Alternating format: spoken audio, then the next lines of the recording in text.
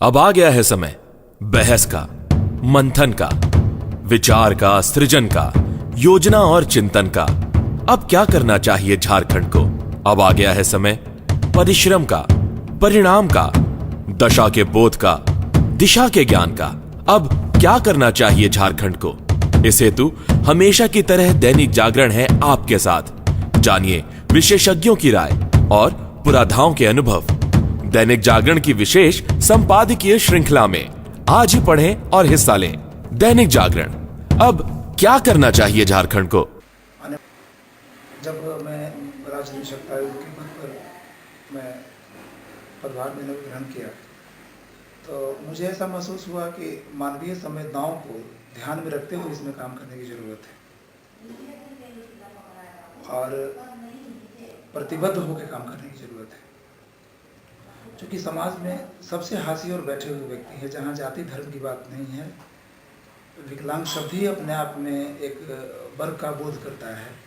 मैंने जो काम करने का तरीका यहाँ शुरू किया तो थोड़ा अलग हटके किया। इसको प्रजातांत्रिक प्रणाली पे मैंने इसको शुरू किया है। विकलांगजन के लिए जो सेमिनार किए जाते थे या जागरूकता शिविर लगाए जाते थे या हम जो चलंत न्यायालय विभिन्न जिलों में, प्रखंडों में, अनुमंडलों में लगाया करते थे, उसमें मेरी सोच थी कि उसमें जो पंजीकरण करें विकलांगजन ही करें और सुनवाई के दौरान वॉलंटियर्स का काम भी विकलांग ही करें। उसके पीछे मेरी सोच थी कि वो संतुष्ट रहें। उन्हें लगता था कि सरकार में बैठे जो लोग हैं हमारी बातों को सुनते नहीं हैं। अगर हम शिकायत दर्ज करने जाएंगे तो शायद मेरी शिकायत पहुंच नहीं पाए निर्धारित जगह तक। तो मैंने हर जिले में एक कमेटी बनाई, एक जो गैर सरकारी संगठन थे, विकलांगता से जुड़े हुए एडवोकेसी वर्ग थे, उन वर्गों को इकट्ठा किया मैंने और जहाँ जहाँ मैंने कार्यक्रम किया उनको मैं आगे रखा था। हमारे माननीय निःशक्त आयुक्त सतीश चंद्रा जी के कार्यकाल में हमारे झारखंड राज्य मॉडल राज्य में मॉडल राज्य रहा और इनके कार्यकाल में विकलांगों के बहुत सारा विकलांग अधिनियम लागू हो गया। आज हम बात कर रहे हैं राज्य निःशक्तता आयुक्त सतीश चंद्रा जी की। गुड गवर्नेंस का एक नमूना इन्होंने पेश किया, जिनके मॉडल को पूरे देश ने एक्सेप्ट किया। यहीं आकर यह सवाल भी खड़ा होता है, अब क्या करना चाहिए झारखंड को? दैनिक जागरण के इस सवाल का जवाब सतीश चंद्रा जी की बातों में निकल कर आता है कि चीज़ें बदलती हैं।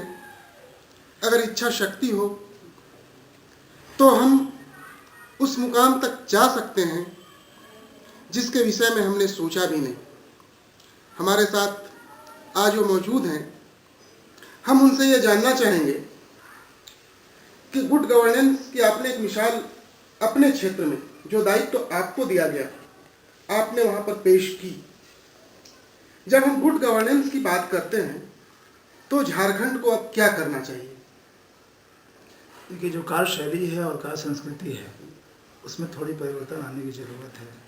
जब तक संवेदनशीलता और आत्मीयता से आप काम नहीं करेंगे तब तक काम में पूर्ण रूप से सफलता नहीं मिलेगी। जो भी पदाधिकारी हैं, कर्मचारी हैं, उनके कार्य संस्कृति और कार्यशैली में थोड़ा बदलाव लाने की ज़रूरत है, तो निश्चित रूप से विकास के आयाम को हम छू सकते हैं। हमारे साथ मौजूद हैं हमारे सीनियर कॉरेस्पॉन्डेंट विनोद श्रीवास्तव जी। विनोद जी, आपने सारी बातें अभी सुनी हैं, देखी हैं।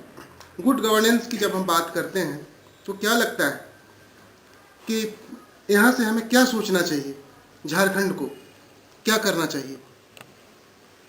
मेरे ख्याल से इनके कार्यकाल की उपलब्धि रही है विकलांग जन नीति का बन जाना और कुल मिलाकर इस नीति का अनुपालन किया जाए सरकार के स्तर पर, पदाधिकारियों के स्तर पर, तो हमें लगता है कि इस उपलब्धि में और मतलब कि नए आयाम जुड़ जाएंगे।